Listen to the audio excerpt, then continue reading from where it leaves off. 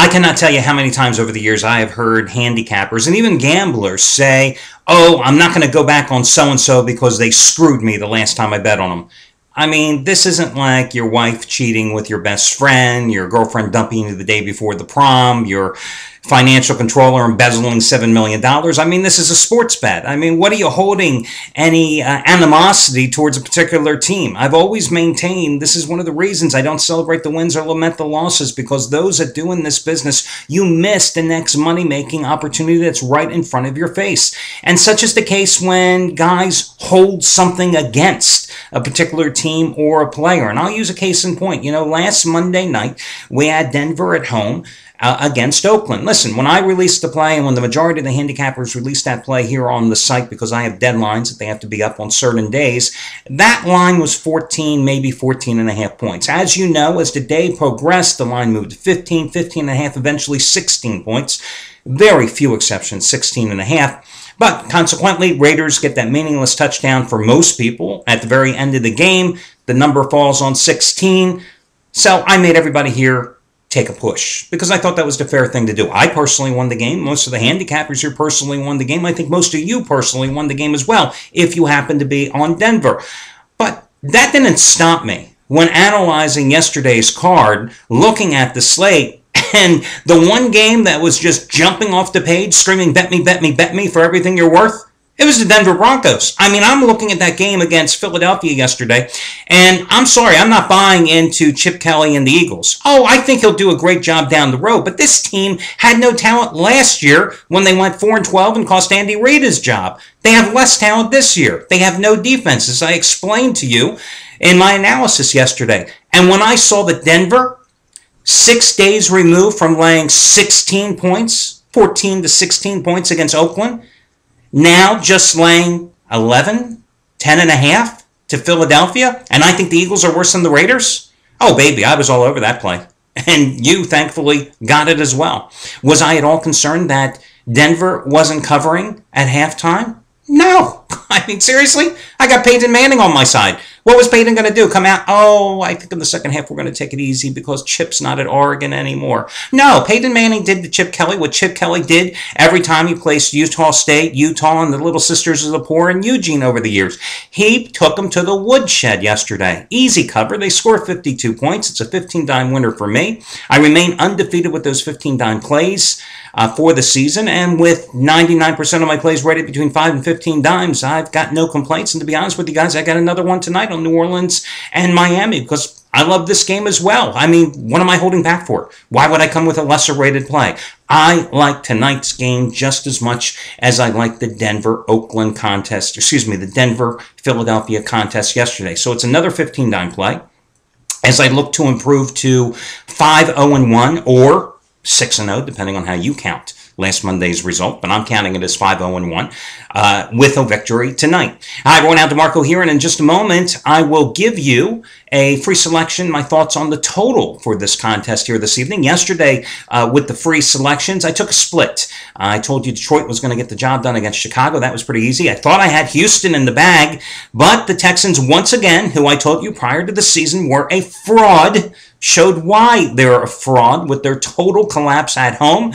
Matt Schaub, another pick six, and Seattle rallies for the win and the cover, but still 57-40, three-pick run, 9-6 in the NFL, and that freebie is coming up in just a moment. Kudos going out to Brian Rosica. He is back. Listen, nobody wins every day in this business. Nobody wins every month in this business. Anybody who claims they win all the time in this business, they're liars, cheats, and frauds. And they probably run 800 services and have thick New York accents and running their boiler room operations. But that's beside the point, because you know I'm telling you the truth. Rosica hit a little bit of slump. After a great NBA playoffs, after a great early part of the baseball season, in August he hit a bit of a slump. Well, he's out of that slump now, I'd say. Tonight, oops, sorry guys, as I just whacked the camera. You know, it's not a good idea when you whack the camera when you're doing the video report at that moment. Anyway, he's looking to cap a 4-0 weekend sweep in football. Of course, Thursday had a 70-dime play on the 49ers. Saturday, a 70-dime play on Iowa over Minnesota. Yesterday, the 100-dime max wager winner, number 9 out of 12, I think. 9 out of 13 or 9 out of 12, I can't remember. He cashed in with Arizona. How easy was that one? Okay, it wasn't easy, but listen, he had Arizona as a 2.5-point dog, and they won the game outright 13-10 at Tampa Bay, so it was easy. Fact is, he's going for the sweep tonight. $10 bettors up a little over $9,400 since he debuted at the site shortly after the Super Bowl in February. And tonight he has a 75-dime selection, even stronger than his winner on the 49ers on Thursday, stronger than his winner on Iowa on Saturday on tonight's side. Brett Atkins remains red hot. You know, Friday night, $5 play of the day. You got his college total of the month winner with BYU and Middle Tennessee State staying under. That was a 25-dime play. He doubled the rating on Saturday, and you got another $5 play of the release from him. His Big Ten total of the year, a 50-dime winner on Ohio State and Wisconsin under. Yesterday, 50-dime winner on the Seattle Seahawks. He benefited from the Texans being a fraud. Today, 50-dime football winner number 7 out of 8. And remember, this match is the biggest play he's had in the NFL so far this season, and it's your Miami-New Orleans side. So he's got that going today. Let's see, who else? Oh, geez. Shawn Michaels. Yesterday, 100-dime total of the year. Chicago, Detroit going over by 24 points. And you got that winner because of a special coupon for just $25 as he cashed again. But he's been cashing forever, it seems. You know, his last 62 plays, and that's over the past 4 months, he's had 62 plays. He's won 40 of them. 21 losses and 1 push. He's made $10 bettors over $9,700 in that 4-month period. And today, he's got his 59 Monday night total of the year. Your Miami, New Orleans over under. He's 28-13 with 59 plays over the past 4 months. And this is another one today. And guys, once more, you can save money on this play. You can get it and save $50 by using coupon code Sean50. $50 off the purchase price using coupon code Sean50. Now, the $5 play of the day, I decided to turn to Trace Adams. $5 play of the day did lose yesterday, snapped a 5-day winning streak as Jeff Benton's total with San Diego and Dallas did not stay under because of a plethora of scoring in the fourth quarter.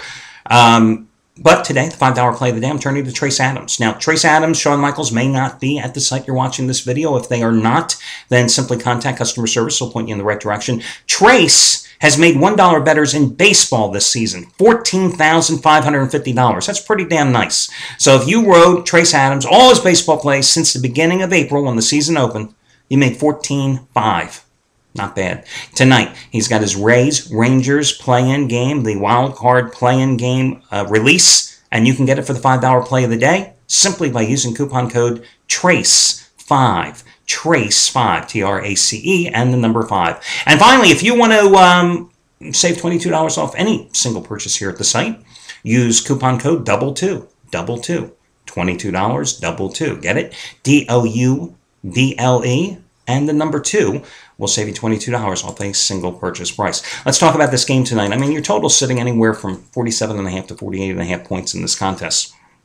You know, what's really surprising coming into this game is the Saints have struggled in the red zone. I mean, this is a team that was number 2 in the league last year in red zone efficiency.